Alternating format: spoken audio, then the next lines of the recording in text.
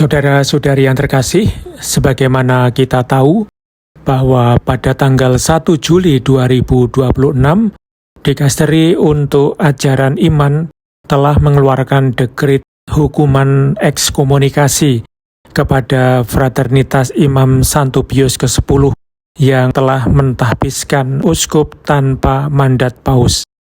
Tetapi pada tanggal yang sama, Dikasteri untuk Ajaran Iman juga menetapkan atau menerapkan suatu prosedur baru bagi para imam yang berasal dari Fraternitas Imam Santo Pius ke-10 atau SSPX yang ingin kembali berada dalam persekutuan kanonik secara penuh dengan Gereja Katolik.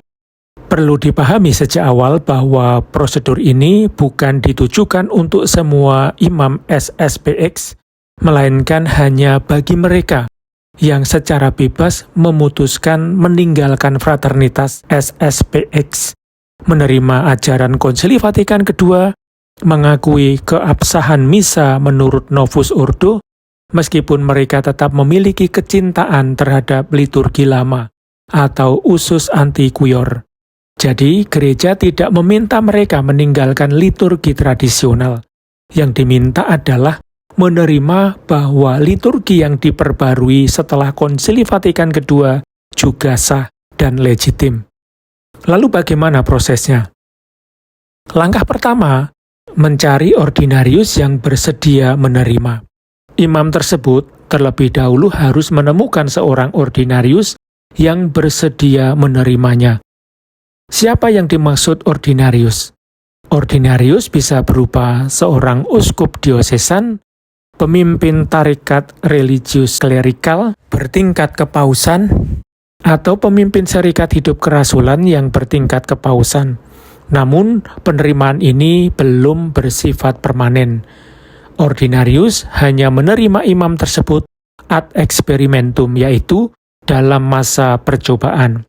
Artinya, sebelum diinkardinasi secara definitif, terlebih dahulu akan ada masa pendampingan untuk melihat apakah imam tersebut sungguh dapat hidup dan melayani dalam kehidupan gereja secara penuh. Lalu langkah kedua, menulis surat kepada Bapa Suci.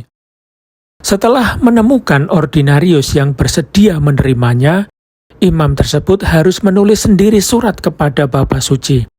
Surat ini bersifat pribadi. Di dalamnya ia memperkenalkan dirinya dan memohon penghapusan sanksi kanonik yang mungkin masih melekat kepadanya. Sanksi tersebut bisa berasal dari dua keadaan. Pertama, karena menerima tahbisan dari seorang uskup yang berada dalam status kanonik irregular atau terkena ekskomunikasi.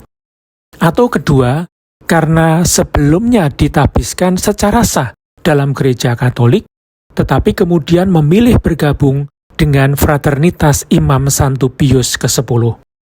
Dengan kata lain, surat ini merupakan ungkapan keinginan pribadi untuk diperdamaikan sepenuhnya dengan gereja.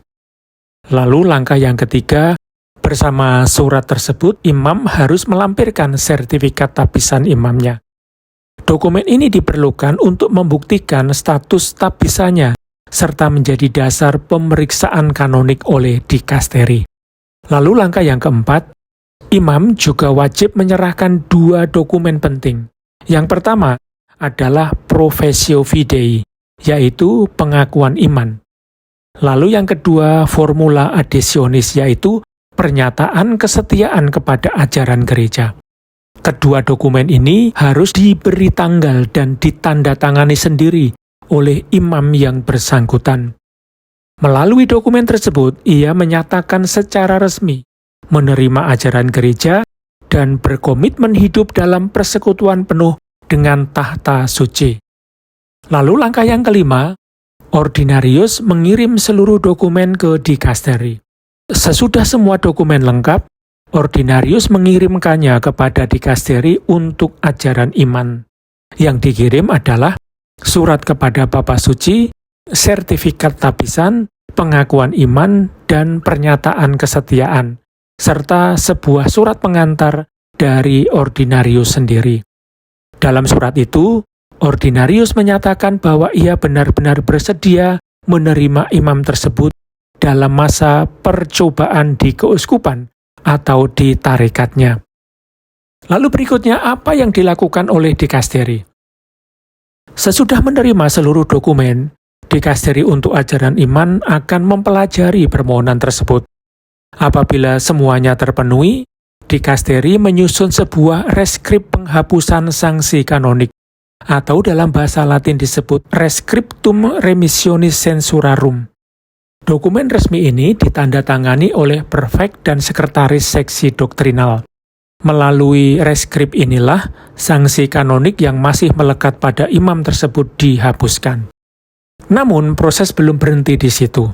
Bersama reskrip tersebut, dikasteri juga memberikan izin kepada ordinarius untuk menerima imam itu dalam masa percobaan. Masa ini berlangsung sekurang-kurangnya 1 tahun dan paling lama 3 tahun. Selama periode tersebut, imam menjalankan pelayanan pastoral sebagaimana imam lainnya sambil didampingi dan dievaluasi.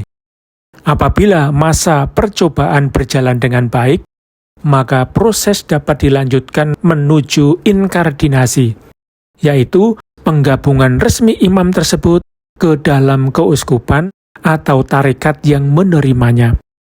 Dengan demikian, ia memperoleh status kanonik yang sepenuhnya teratur di dalam gereja. Lalu bagaimana jika masa percobaan gagal? Dokumen ini juga mengatur kemungkinan apabila masa percobaan tidak berjalan dengan baik. Dalam keadaan seperti itu, ordinarius tidak boleh menyimpan begitu saja reskrip tersebut. Ia wajib mengembalikannya kepada dikasteri untuk ajaran iman, disertai dengan laporan yang menjelaskan alasan mengapa inkardinasi tidak dapat dilaksanakan. Dengan demikian, tata suci tetap mengetahui perkembangan setiap kasus dan dapat mengambil langkah yang diperlukan. Nah, kalau kita melihat keseluruhan prosedur ini, tampak bahwa gereja berusaha menjaga 2 hal sekaligus. Di satu sisi, gereja menunjukkan belas kasih dan keterbukaan bagi mereka yang ingin kembali kepada persekutuan penuh. Namun di sisi lain, gereja juga menjaga ketertiban kanonik, sehingga proses rekonsiliasi berlangsung secara jelas, bertanggung jawab, dan disertai pendampingan yang memadai.